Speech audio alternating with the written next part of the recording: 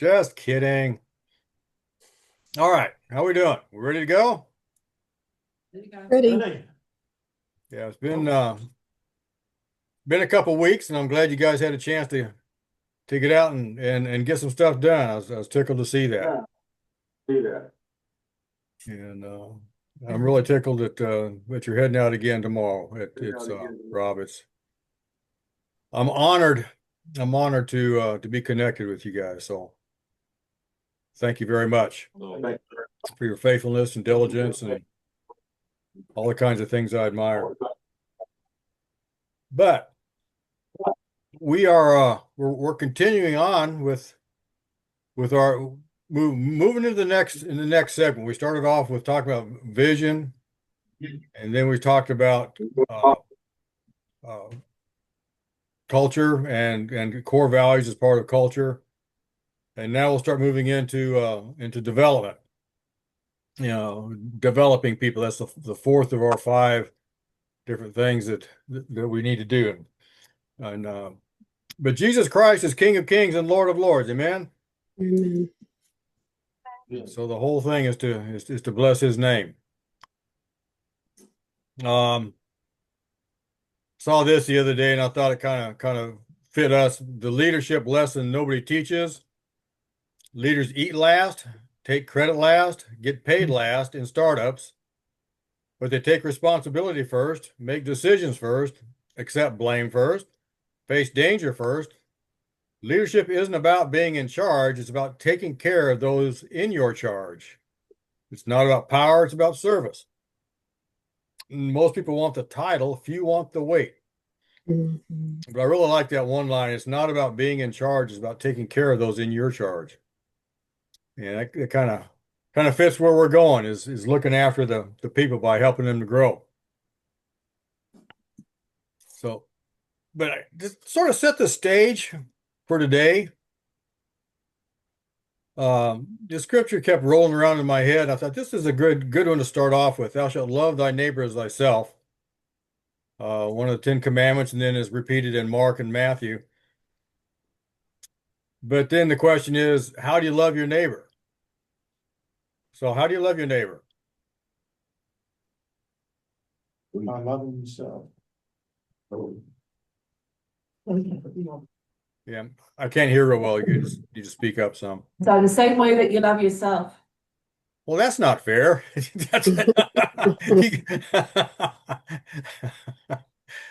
You cheater. Well, we talk a lot about love, and a lot of times we go back to 1 Corinthians 13, and we talk about being long suffering, not being envious or proud, not rude or coarse, preferring others over yourself, and thinking well of others, and rejoice when others rejoice. Sometimes that's a hard one to do. Believes the best about people and things like that. But how do they say to do it? 1 Corinthians 13 doesn't really talk about the same thing, I don't think, that other verse does about love your neighbor as yourself, because it talks about what you do for others. And so how do you love yourself? Uh, what do you think? Since you brought that one up, Cheryl, how do you love yourself?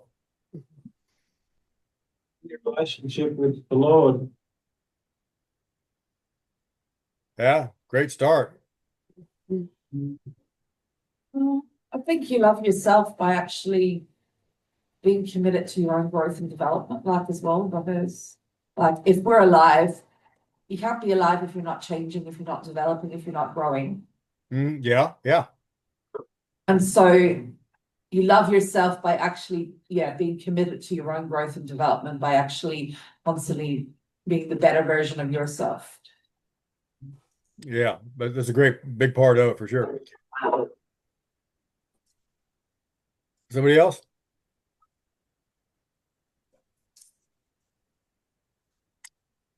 It's a tricky one, isn't it? Well, it is because I really wrestled with that verse for a long, long time, and because it kind of puts these pictures in would put these pictures in my head of, I love me. I look in the mirror and say, aren't I wonderful? Aren't I beautiful? I never really did that too much because that didn't work. But, do I kind of kiss pictures of myself and say I'm beautiful? Do I brag about how wonderful I am and lovable to everybody else? Do I wrap my arms around myself and give myself a big hug and say I love me? That just kind of goes against the grain of what Christianity is all about to me. So I really wrestled with that. And but then I Actually, really got to thinking about it some. That I'm just thinking of this. I remember I was in psychology, a psychology appointment at one point, and she said that I'm just remembering. She said one of the ways that we actually love ourselves is by being true to the values we hold. uh-huh. And if we're not true to the values we hold, we need to look at why, because otherwise we can't actually truly be like. And I was like, wow. Because so many of us have values, but we don't necessarily live in accordance to those values. So we can talk about the values, but our lives, we don't actually love ourselves enough to actually be obedient to the very values we set for our lives. I like Mm. that. I like that. That's good. One thing I started thinking about, and it really flows out of that same mindset, is okay, how do I love my wife? How does she know that I love her? And telling her I love her is helpful, but that's, words talk's cheap. Words kind of run out of gas after a while, and you end up alongside the road empty. So you've got to do something. Love is a do word. It's not a be word or a feeling word. It's a do word. So what do you do? And so I cover her. I keep her safe. Do what I can to meet her needs. I provide a shelter for her. I try to encourage her, help her to find rest and peace. And uh, I do things that come out of my care for her. And so then what can I do to kind of reflects my care for myself? And and again, it's a doing kind of thing. So I get what can I do to show that I care for myself? And so I tend to my health and well-being. I exercise. I eat mostly right. Thanks. Nancy has really worked on me for years on that one. I try to get enough sleep and rest to take care of my physical self. Along the lines of what Cheryl was talking about, I read and I study and I learn.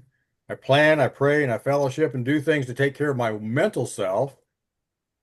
And then I do other kinds of things. I fellowship with God and like Keith was saying, fellowship with God and pray, try to keep myself pure. I sow, I obey, and do things to invest in my spirit. And so out of the taking care of those needs of my spirit, soul, and body are the kinds of ways that I can love myself. So that really opened the door for me a lot. It really changed that whole verse for me and really gave it some meaning. Uh, because the reason I stuck it in here, because if I don't do those things for myself, how can I do that for somebody else? If I'm not in good physical shape, if I don't take care of myself physically, mentally and emotionally and spiritually, how can I minister to anybody else? Mhm. I don't have anything to give them. Okay. And so if I'm not doing that, that's a real weak spot in how I love others but it's also a weak spot in how we love ourselves. Mhm. And so then by loving myself in that way, then I'm in a position to take care of others. And so and that leads right into to developing subordinates. Okay. If I'm going to look after my subordinates, people that look to me, then I've got to take care of myself first, and then I've got something in my toolbox to be able to share with them and to help them grow. So,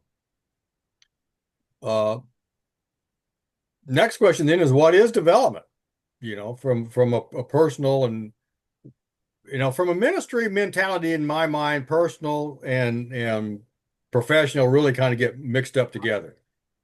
It gets a little harder to separate those things because we're dealing with very personal kinds of things.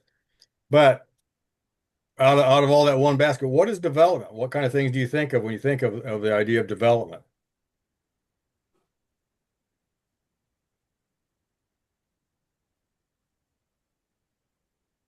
Like growth. So whether it be expanding your skill set or expanding your ability to project performance, like ability to increase in your diversity of work, like new tool set and for example, or yeah, just different skills that give you the ability to kind of expand expand outward. Yeah. And you really put that well, because and you actually hit on three different things that are all really critical parts or the whole picture. Because there are three different ways we grow professionally, and you really hit on all of them. One is just learning things. Whatever we read, whatever we see, whatever we experience, it may not have a big change to us, but we're adding new things to our own mentality, whether it's physical things, spiritual things, mental things. Anytime we're learning something, it doesn't necessarily mean we're growing, but we're acquiring some new stuff. So there's stuff sitting around, but that really doesn't do us a whole lot of good to begin with. And then you talk about learning skill sets and things like that. And that's training. We talk about training, new knowledge, skills, abilities. I was thinking about that when I was looking at one of the things that somebody posted of Keith kind of cranking out a thing to start taking the tent down.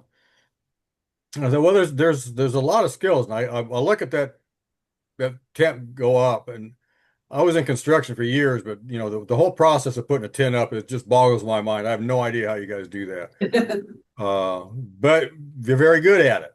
And so there's a real skill set there that is knows what to do and how to do it to get that particular job done, that task done. So training has to do with specific tasks and responsibilities and duties and things like that. And there's a lot of ways we can get trained. We can get trained with on-the-job training. We can get trained with specific things, specific kinds of skill sets. We can watch videos to get trained to how to do things.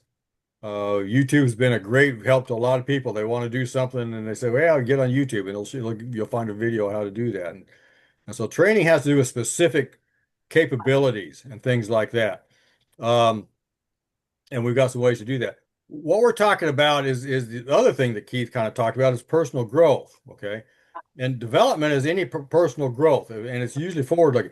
Training is really the company's responsibility. It's the organization's responsibility to make sure that people know how to do what they're supposed to do and can do it. Okay, so if I've got a job for somebody to do, I need to make sure that those people know how to do the job before I go sending them off to do it, and or at least know how to figure it out. So that's the training side of it. Development is personal growth. Training is job driven, and development is purpose driven.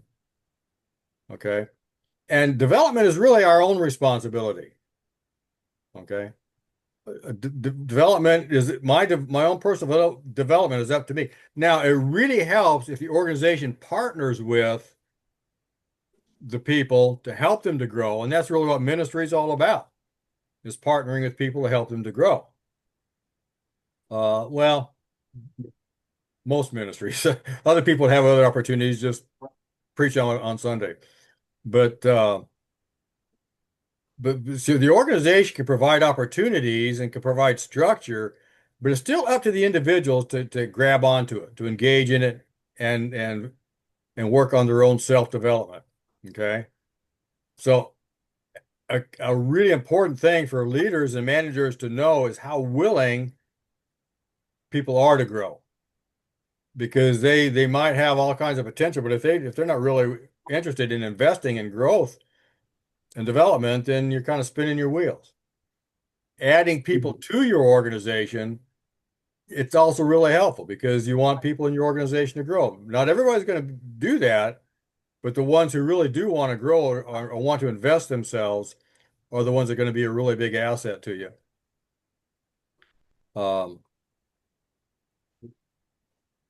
That's good.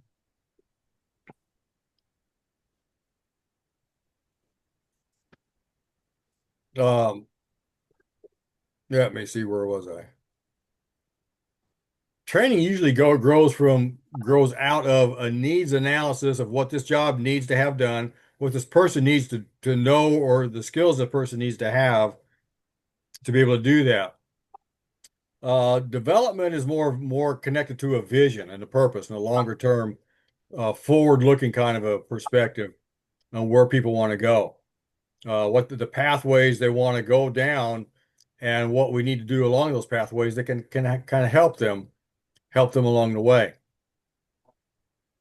So now, kind of going back to where we started off, from love your neighbor as yourself. The other reason I kind of threw that one in is I thought, if I understand something about development for myself, then I'll have some tools in place to be able to help others. Excuse me. So we'll talk about putting together a development program for our own selves individually. And so that'll do a couple of things. It'll kind of help us grow and develop our vision for ourselves, but also give us the a sense of what we can do to help others. So we'll love ourselves, and as we love ourselves, we'll be able to love others better. Okay, with me? Yes. Okay. So it's a process. And it really kind of follows along four key ideas, four key questions. First off, who are you? The second thing, what do you want? The third thing, what is most important to you? And the second is what's available to you. What kind of resources do you have? Who are you? What makes you up?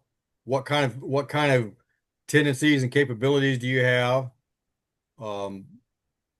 As I've told you guys, I am not a pastor.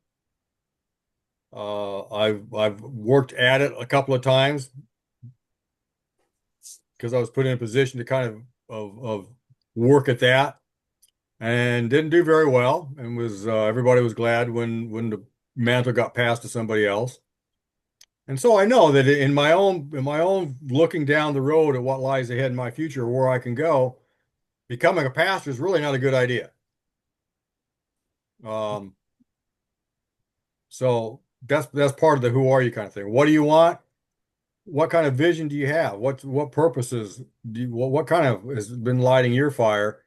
And again, vision comes from God. Starts off. So what's most important? What are the key things that kind of drive you? And then what's available? What kind of resources are available? So kind of the who are you thing. One aspect of that is what's your personality like? And there are five really key dimensions of personality. And one of them is, are you kind of laid back, easygoing, or are you kind of edgy or intense? People used to call that a kind of a type A and type B for personality. And so that's kind of one thing. And now all these things about personality and all these kind of things about who you are, there's not really a good or a bad or right or wrong. It's just differences. It's just who you are, because God made us all different. And Keith mentioned diversity a while ago, and this is kind of another dimension of diversity, another kind of way it works out. So laid back, outgoing versus reserved.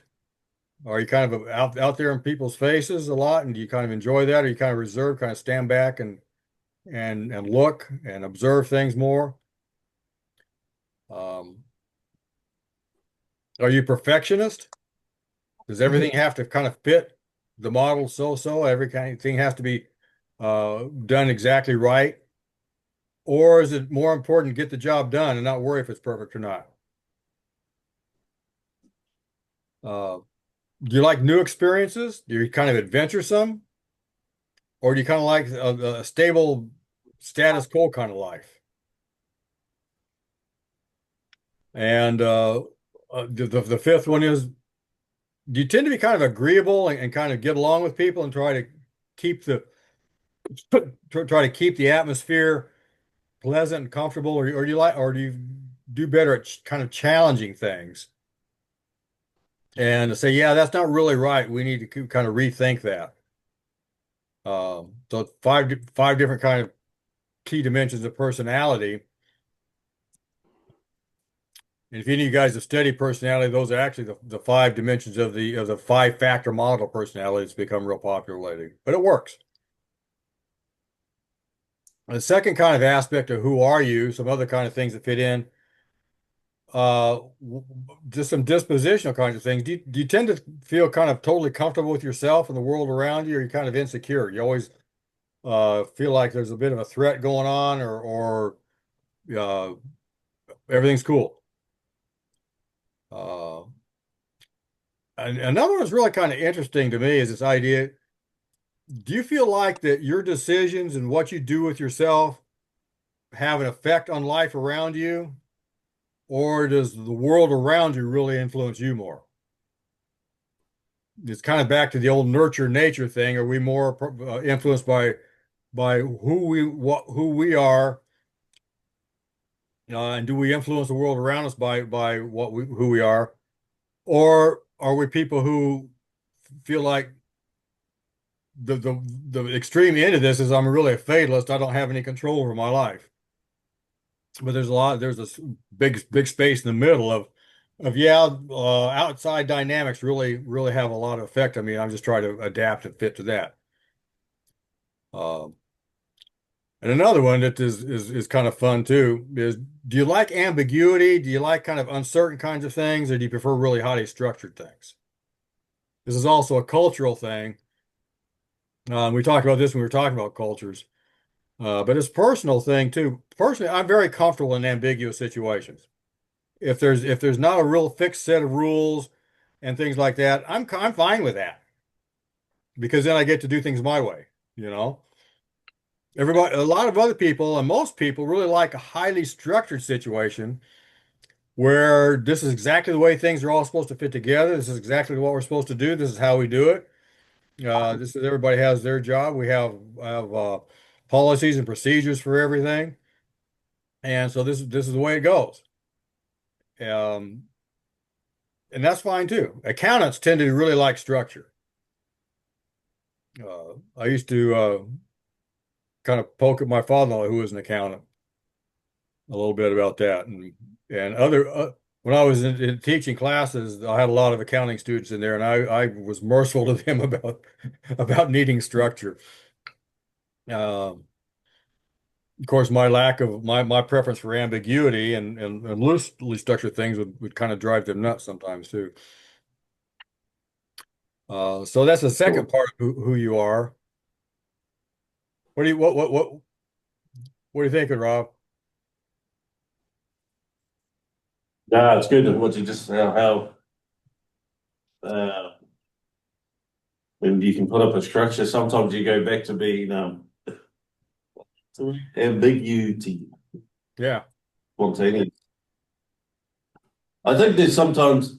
Do you think, depending on the person, that some people do need structure, or some people play on that other area where to hide some of those areas they need to hide from, that they need structure in their life? Yeah. Well, we all need structure to some extent. And for example, my idea, if I was running a crew or a job or something, anytime I was in charge of something, I always said, don't have rules that you don't need, but if you have rules, make sure you enforce them and stuff. Mm. Uh, I have a feeling that you're kind of okay with ambiguity because taking a tent out in the middle of somewhere you've never been, developing new relationships and working through all how to get this done and putting up with all the things, people changing their mind and people not showing up when they're supposed to show up, and people not knowing what to do or how to do it, and people wanting to do their own thing and stuff like that. Man, that is, if you can't put up with ambiguity, you're going to go nuts, bud. I'm just guessing. Um, so, and Right. honestly, and there's a balance. Again, there's people on both sides. We all need some structure. We all have to put up with some ambiguities. But some people just drives them nuts. I have a question. Yeah. So I don't know, for me, I sort of, like, I can't speak for everyone else, but like, I reckon structure is good because it helps us keep in line and stuff, but also feel like if it's too structured, it feels like you're being, like, there's no heart or emotion, and you feel like a robot kind of thing. I just like, Sure. yeah. Yeah. That's sort of me. I never wanted to work for a large corporation for just that reason. I just felt like large corporations would really put a lot of pressure on me and stuff. And the only reason, of course, the university was, had what, 1,000, 1,500 employees, so that's fairly large, and then they're up close to 20,000 students now, so that's a pretty large operation. But in my job, nobody told me what to do. I had some general guidelines on what I needed to be doing, but I could do it however I wanted to do it. So that, there wasn't the structure on my job that would drive me nuts like it would if I were in a big corporation doing, some kind of a functional job in a corporation. I stayed away from big construction companies for that reason. I just didn't want to be part of something that structured.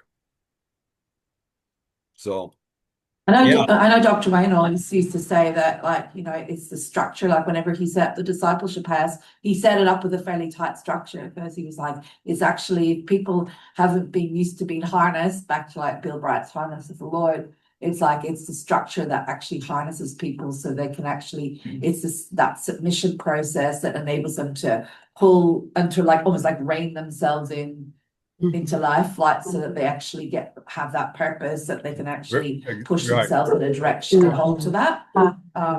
And I know that was always like, whenever we talk about the structure back in the properties, it's the structure, it's not the leaders, it's not anything else that changes. The structure is actually what changes people, because it almost like it builds like a spine, it builds like a framework, like scaffolding around their life that enables them to actually consistently walk in a direction where they're going to get maximum growth and maximum potential. Yeah, very much so.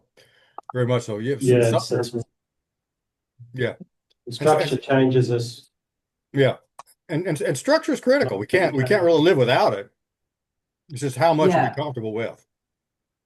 Well, I suppose, like, even if you look at the human body, it's like if you started taking out the musculoskeletal system, which is your structure system, you wouldn't have very much to stand with. Like, you wouldn't be able to stand, you wouldn't be able to do anything. Like, it's actually like it's the structure of the body that actually enables it to fulfill its function. Exactly. Yeah. Yeah. Yeah. Like I said, don't have structure you don't need, but if you need it, use it. That's it. And eventually structure can give you that freedom, I would think. It does. Well, and that's a nice point, because one thing I've told people for years and years, for every freedom there's a constraint, and for every constraint there's freedom. Okay, that's good.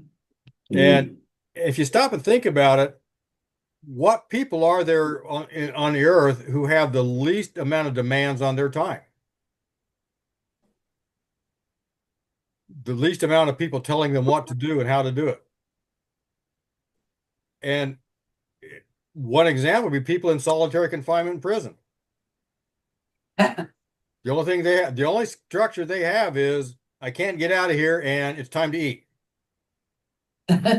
Other than that, nobody tells them what to do. Got absolutely nothing, Lunch. you know? But then structure also allows freedom. So, but then lack of structure, people might feel, well, oh, I'm free. I get to do what I want. I get, the people, some of the people who have whose lives are most dictated by day-to-day routines are people who are unemployed.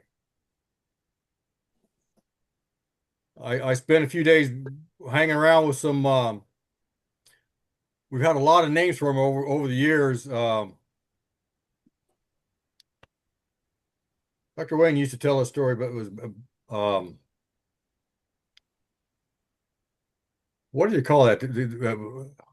I keep wanting to say bagman, but it wasn't that about the guy who's driving along, picks up a guy who's got the satchel with him. You guys have a word for them. But a guy who's just traveling around doesn't have a job. Huh? Yeah. Swag man. Yeah, swag. That's it. I was close. Swag man. Their time is constantly focused on where am I going to eat? Where am I going to sleep? They really have no freedom. And so the people who may think they're free are actually the most tight, and the people who are really tight really have some freedom. So there's a trade-off. There's some balance there. So yeah, structure is critical. We have to have some structure, but how much and different jobs, again, just like the difference between, well, anyway, different jobs and different things require more structure than others. I also think it depends on the level of development. Like if you think about it, like with a child, they need more structure. But as a child develops and matures and almost learns their own self-control, you have to do less external structure because they've built their own internal structure that holds them so it's to do with levels of maturity, I think, as well. Like, if you haven't got the ability to hold yourself, then sometimes you need the external.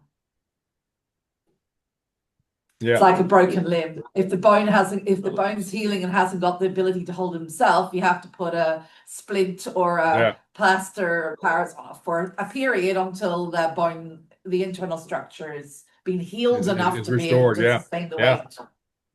Yeah.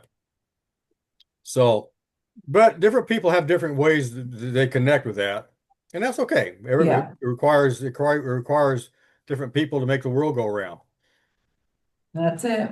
And so then another aspect of that who are you thing, what kind of knowledge and skills and abilities and other capabilities do you have? Kind of what kind of history and things have you picked up along the way? So those are some different aspects of who you are as an individual. And again, for some kinds of jobs, some profiles of those will fit well. For other kinds of visions and things like that, you need other kind of profiles, other sets of features. Question number 2, we talked about what do you want? What kind of interest do you have? What kind of things do you enjoy doing? But first and foremost, what is your kind of calling or gifting do you have? So what kind of things kind of make you tick? People talk a lot about your passions and finding your passion, and I've never really been big on that idea, simply because a lot of times the Lord will put us in a situation where it's not our passion. It's not really what we want. It's not really the kind of thing that punches our button and gets us excited, but it's something He's done to us for a season or for us for a season. And I told you guys about teaching the junior high Sunday school class. No passion for that. Very interested in helping the kids, but as far as that personality profile and all that thing that would kind of fit somebody who could do that, not me. But it was something that the Lord had set me into for a while to help me to grow. And so, I'm not going to always find things that are my passion. And just like the harness of the Lord, the colt out in the field didn't feel like being harnessed to the wagon. It was really a passion that he had.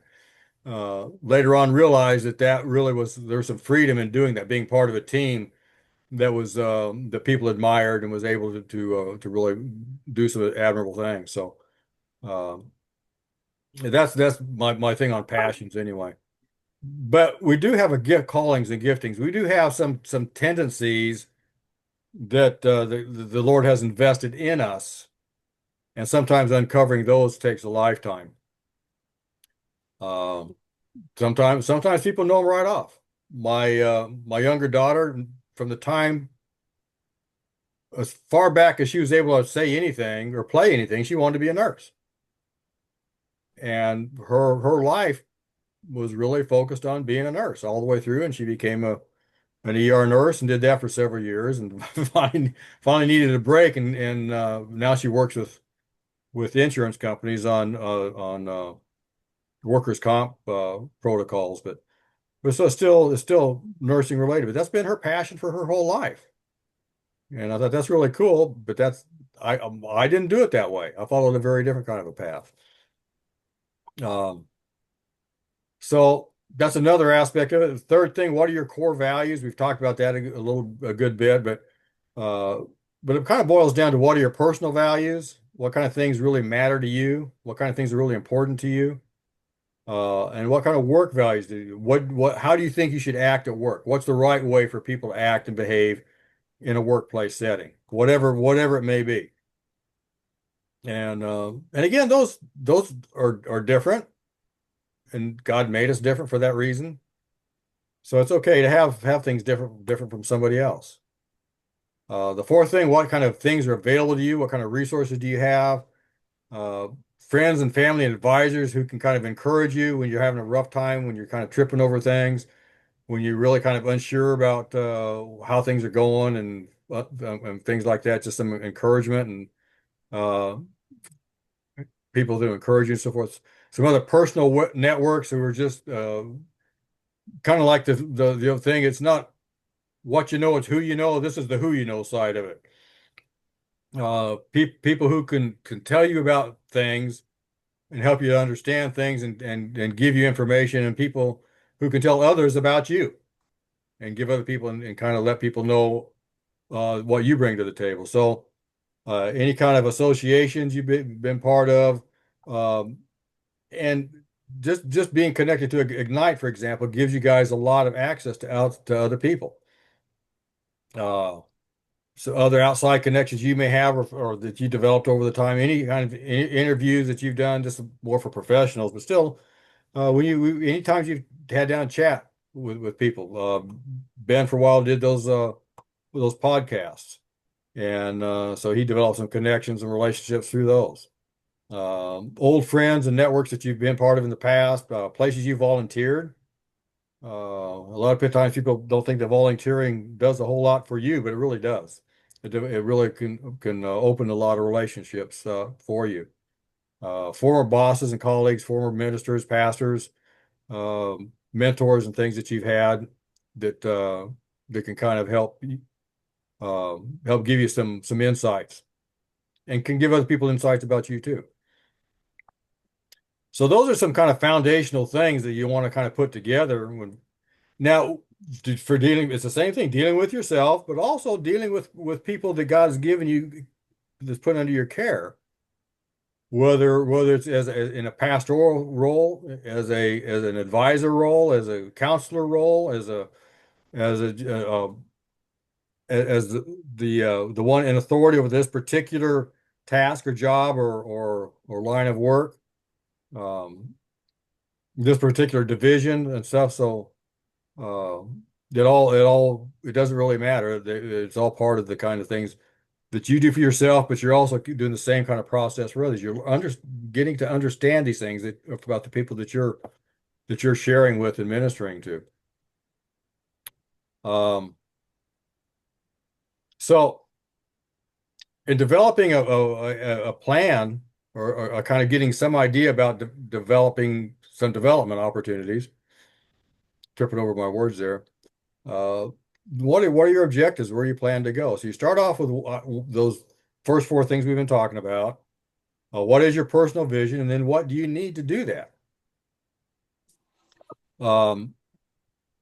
my core values, by the way, we talked about that for a second, but over time, they've really been pretty stable.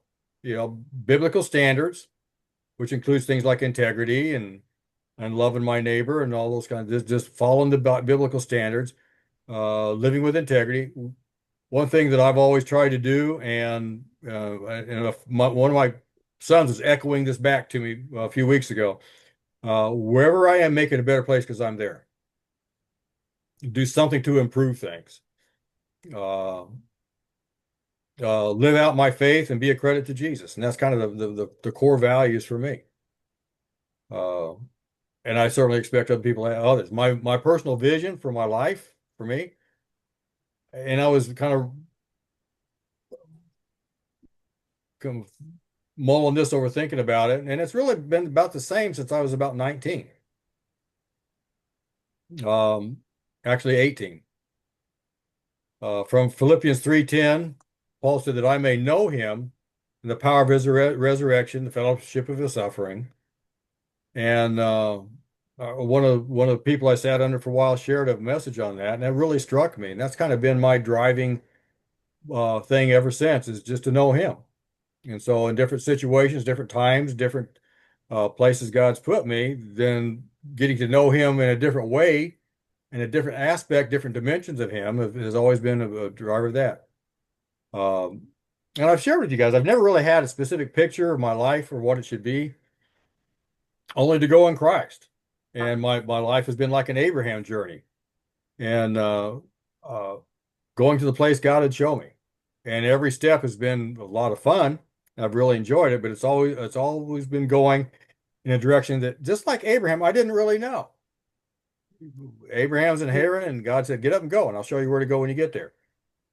And along the way, then through his journey, the journey of his life, he's continually revealing a growing and evolving vision for him personally. So, my daughter had a vision for her life when she was a little girl, kindergartner, maybe before.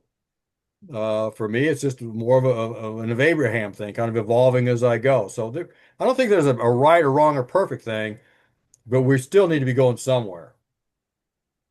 About 10 years ago, I started hearing in my spirit, the best is yet to come. And so I fully expect my future to be better than anything in the past. And that's where I'm going, is to a future that's better than my past. Amen. Personal development along those lines, study scripture continually, learn everything I can about everything that helps me improve me. Take care of myself and my family, be faithful in my job, and grow as much as I can in each profession. Every profession I've had, I've always just had this thing inside. I wanted to be the best professional I could be. Even if it were craft, as a carpenter, I want to be the best carpenter I could be. You know, well, I spent a lot of time with a shovel in a ditch. I want to be the best ditch digger around, you know. And so that was kind of my personal development, just be really good at it. And because that adds more to you than just actually getting the job done. It adds depth and character, and actually, when you get really good at the shovel, you understand some basic principles of physics, you know, and you understand things about different kinds of soils, and so forth. So it's not just about getting the ditch dug. There's other kinds of things you learn along in the process. So I've always tried to learn whatever I could wherever I could. So that's, you know, in short, that's kind of been, that's my my core values, my vision, and my personal development is for the last 50 years plus is kind of followed that pattern. So what I'd like for us to think about over the next week, and is just some things about an overview of who you are in terms of those things we talked about, different aspects of who you are, things that really fit that and things that don't. And these slides, again, they'll be posted up here in a little bit, so you'll be able to flip back through them and see, refresh yourselves on them. But again, some jobs just don't fit me very well. and some much better. My personal vision, what do I see down the road for me? Now, vision, Angela just kind of mentioned the other day when we were in our meeting about, what she was going to say about vision kind of might go against what I've been talking about, and it really doesn't. And I actually sent her a note later, said I'm with you right down the line because our vision evolves and grows. It adapts, you know. Good. And so my vision of being the best carpenter I could be, that's not it anymore because it evolved into something different. It's just the same driving force that kind of motivated me to want to do that. Also motivated to want to carry that same type of vision into the other things I've done since. Kind of back to the personal characteristics. One of the challenges I had in doing that, on the one hand, I like things to be done really well. And so having my carpentry work and the building I did was usually real high quality stuff, office buildings and things like that. But I also have a really short attention span. And I get bored really, really easily. And so if some kind of a job was going to take a long time to go back and keep fixing it and really get nuanced with it, I really wasn't going to do very well with it. I could do good with carpentry and cabinetry and things like that. Furniture building, no, I couldn't done that because you have to be too focused on very fine details for too long, and it would that drive me nuts. So you kind of fit some kind of things fit and some kind of things don't. Uh, and if you got if I had a personal vision to be a pastor of a mega church, that would be a bad vision for me. I'd need somebody to say, you might want to rethink this. Is this, or just let me bang my head against the wall and say, well, I'll try to kind of give you some hints there. And then what do you need to get there? What kind of things can you be doing to help prepare the pathway for you to achieve the things that you're heading for?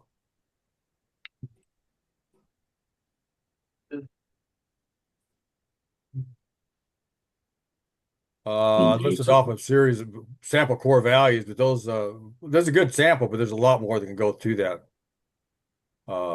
Next week, we'll look at some options for personal development, ways we can go about that. But again, I just kind of want to get us thinking along the lines of where am I going? What do I need to get there? Does this really fit? Or am I just kind of living out some kind of a dream? There's been times when I've had dreams and I thought I really want to do that. But in retrospect, at one time my pastor said, well, you might want to rethink that one. I'm not sure that really fits with who you are and where you are right now. It might be more trouble than it's worth. And so, the Lord's kind of kept those things, saved me from some of my own mistakes sometimes. But we'll talk about some options of personal development next week then. So tell me what you think. Excuse me. Tell me what you're thinking. Sorry, I was still stuck on the structure thing. It's like I do agree with what Cheryl said before. And I think with different levels of where people are at, like what they can handle and what they can't handle. Sorry, going back, but I just wanted to think. But then I was just thinking about what you said, the structure of the body. Yeah. And it was like the fivefold is kind of like that structure, pillar kind of thing. And I was just thinking that just popped up to me. So I was yeah. Yeah. The medical profession is a good example of where two different approaches to structure come to play. Because when it comes to diagnostics and treatment, you've got some kind of key pieces of information you're looking for, but in the big picture with how complex the human body is, there's a really lack of structure in terms of the diagnostic and treatment. You've got some basic guidelines you're going by, but when you're trying to peel back the layers and seeing what's going on, sometimes it's just not working real well. It's really ambiguous on what's going on with somebody who's having some certain kinds of symptoms. When it comes to treating those things, as far as the especially in the nursing profession, it's very highly structured. You got procedures and protocols for just about everything. And a lot of that's safety oriented, a Yeah. lot of that's to keep from making mistakes. So there's a real high level of structure there. When it gets to setting out a treatment plan, it's not quite so structured.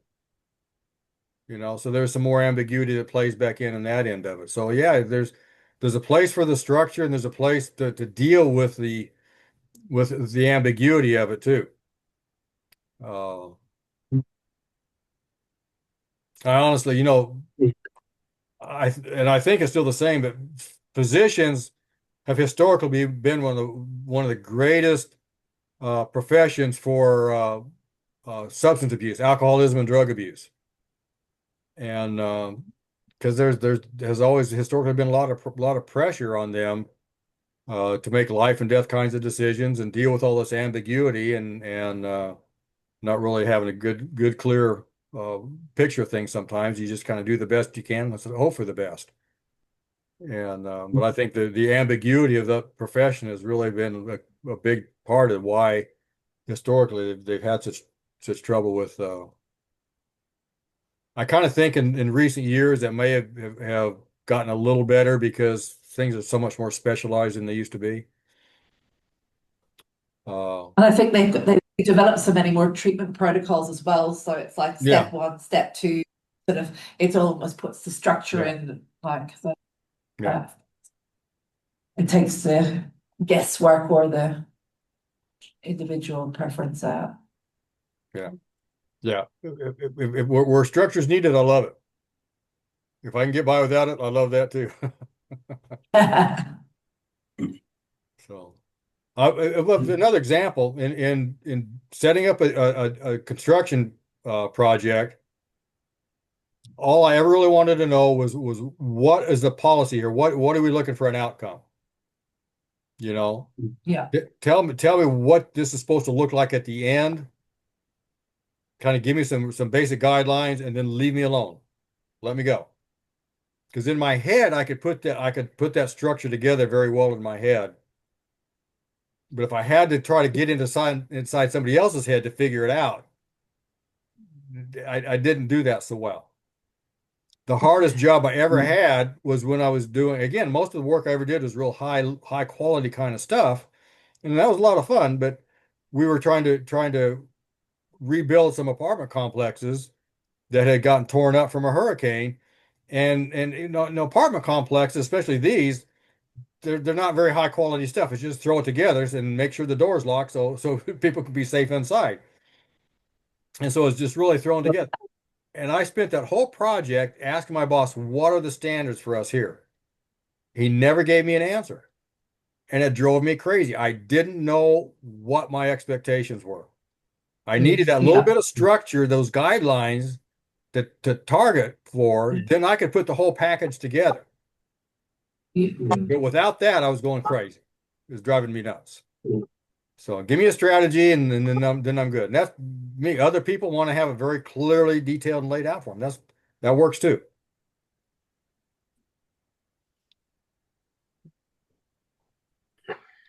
Well, I'm horning in on the next session, so I apologize. No apology required. Is this our homework, is it?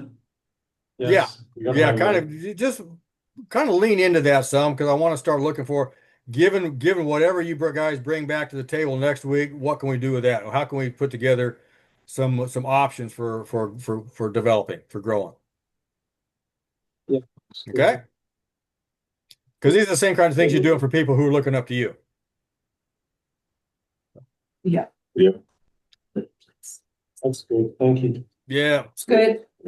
God bless you guys. Have a great week. Good to see you again. You. God Good to be bless back you. together. I've missed you. Bless you, And Nancy. You too, you guys. Take care. Nancy likes to be incognito. I'm going incognito on her name instead of Oh, Nancy. Oh, I it's all can, right. I don't care either way. Anyway. Goodbye.